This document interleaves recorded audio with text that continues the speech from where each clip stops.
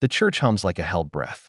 Guests fold in silk and suspicion, murmurs braided with the hush of expensive fabric. Crystal chandeliers throw quiet halos over polished pews. At the front, an orchestra plays a single drawn-out note that seems to stretch time. Alexander Reed stands at the altar, tailored suit as precise as his reputation. He is handsome in an efficient way, the kind of face that opens bank accounts and closes deals. His jaw tightens, his eyes flick to the back of the aisle, and then away as if he could unsee the whisper that reached him this morning. Vivian, his executive assistant, moves alongside him like a tether. She keeps her smile calm, but her fingers steal the hem of his sleeve in a gesture disguised as support. Vivian, you sure you want to do this? Alexander the First signed the contracts. Viv. I walked down a dozen red carpets for worse deals. Vivian lets out a breath that sounds like a laugh and a warning. Vivian, this isn't a deal, Alex. It's, well, promise me you won't let a rumor steer you. The rumor was a splinter all day. An overheard comment at the rehearsal dinner, hushed in the bridal suite. Someone had said the bride had been altered by life, that she hid her face, that she had worn a veil even at meet and greets. Rumors bend truth into suspicion, and Alexander has built a life where perception is currency. The organ swells. The doors open. She walks in. Not the version of her he'd been shown in glossy photos months ago. The veil is heavy and wrong against the light, like a net. Her dress is beautiful, but the face the veil suggests is not the same face on the magazine covers. Photographs are memories, but the woman beneath the veil seems, to the crowd and to Alexander, quieter, smaller, as if something inside had been muffled. She moves with an unassuming grace. Her hands are steady. Her shoulders slope in a way that makes Alexander's chest ache with an unidentifiable tug. There is a softness around her mouth that could be kindness or sorrow dressed as kindness. Guests shift, the rumors spreading like a heat wave. Some hide smiles that taste like cruelty. Cameras click. Alexander feels a foreign weight plant itself in his ribs, a prickling he calls distrust. He remembers the negotiation. She had appeared on his radar as an alliance. She had coffee with his board, smiled at the right times, nodded in ways that meant synergy. Then the family introductions, the charitable pledges, the careful choreography. He had not expected tenderness. He had certainly not expected anything painful. She reaches the altar. The priest smiles, practiced and benign. The crowd inhales again. Priest, do you, Alexander Reed, take Maya Khan to be your lawfully wedded wife? Maya tilts her chin. Her voice is steady, softer than the bridesmaid's whispers. Maya, I do. Alexander's mouth is dry. He thinks of trust broken by business partners, of contracts torn at the seam. He thinks, irrationally, of laughter in smoke-filled rooms.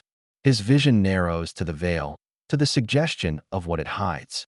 People had laughed across tables and called it an old trick. They always swapped the face at the last minute. Someone had muttered, as if life were a cheap farce. Priest by the power vested, Alexander's hand trembles just once, a tremor he doesn't recognize. He looks at Maya's hands.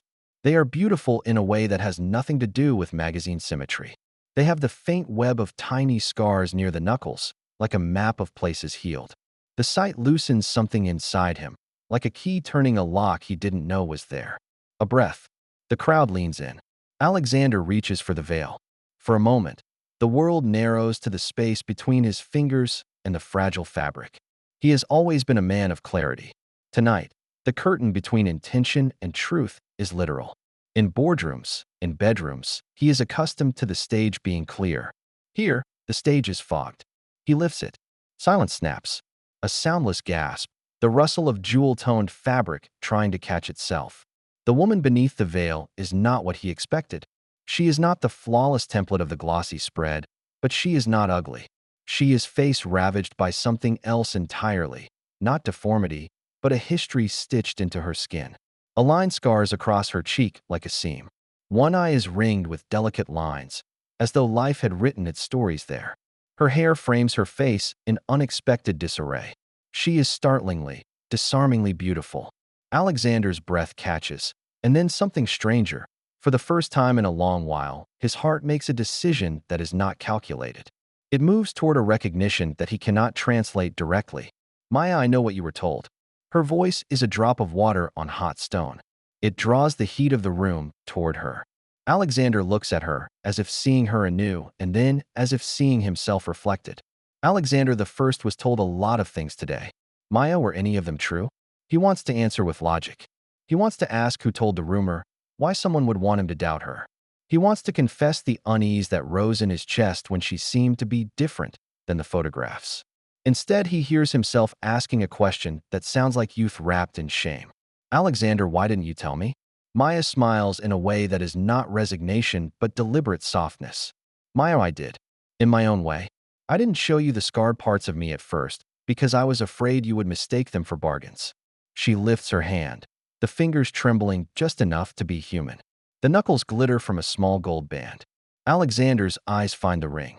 A memory unspools, a hospital bed, a whisper, a promise to be better, to be whole in the sense that matters.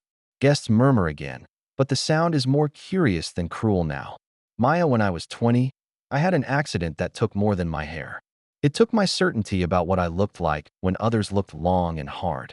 People who live on assurances of image don't often learn to see what doesn't shine under lights. I built walls. I used humor. I volunteered in places where people had to look at the truth to find the cure. And somewhere in the middle of stitches and late nights, I learned not to hide. Alexander feels the tendrils of his old life pulling at him. The quick judgments, the assumptions about leverage, about first impressions. He thinks about the many faces he has dismissed after a glance. He thinks about the faces that have smiled at him, making deals with their eyes while their hands kept their secrets. Alexander, you could have walked away. Maya, I could have. I decided to stand where I could be seen. It was more terrifying than any surgery. He remembers a different kind of fear now. The fear of being caught without a mask. Of having someone look at him and see not the architect of empires, but a man who bets his heart on the wrong horse. The priest continues with the ritual, words about love and fidelity humming like bees. But the altar is no longer a stage.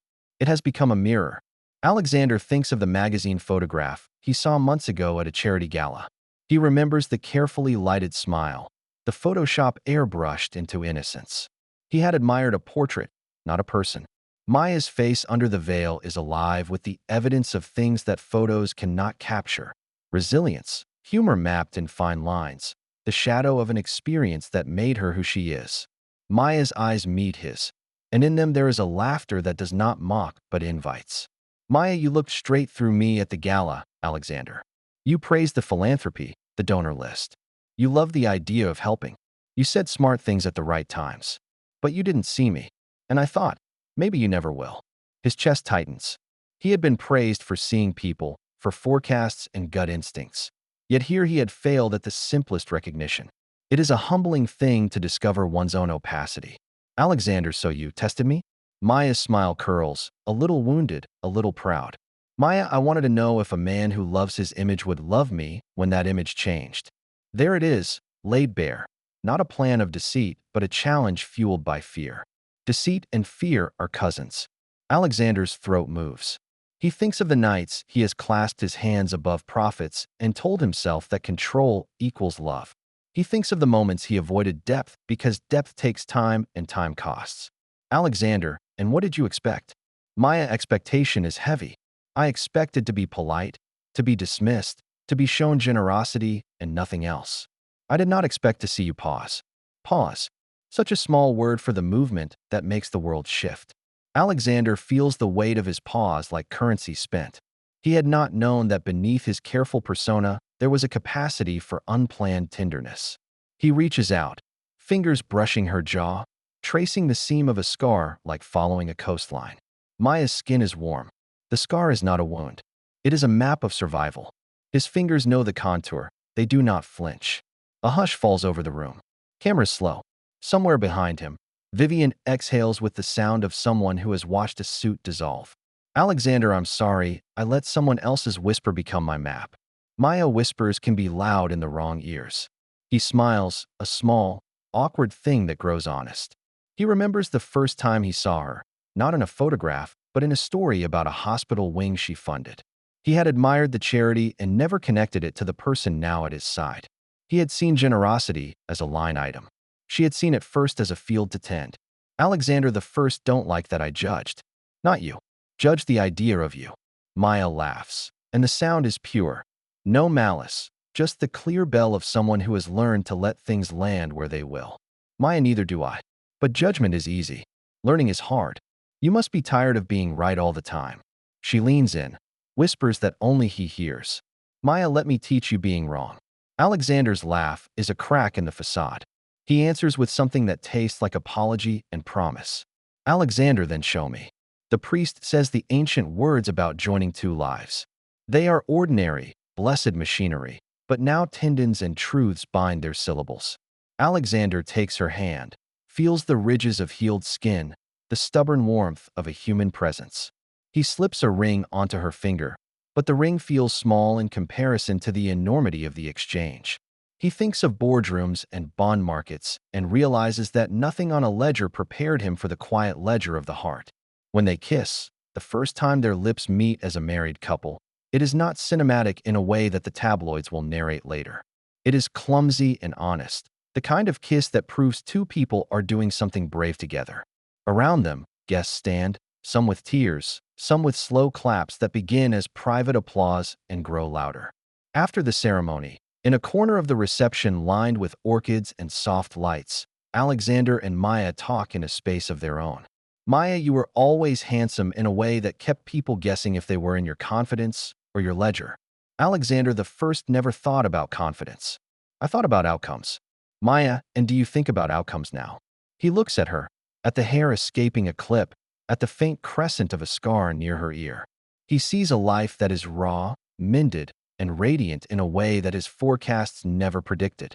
He feels a small, dizzying looseness beginning. Alexander the First, think about you. Maya's smile makes the room tilt. For a moment, all the photographed smiles and glossy columns seem thin and far away. The truth at his side is heavier and warmer than any public image.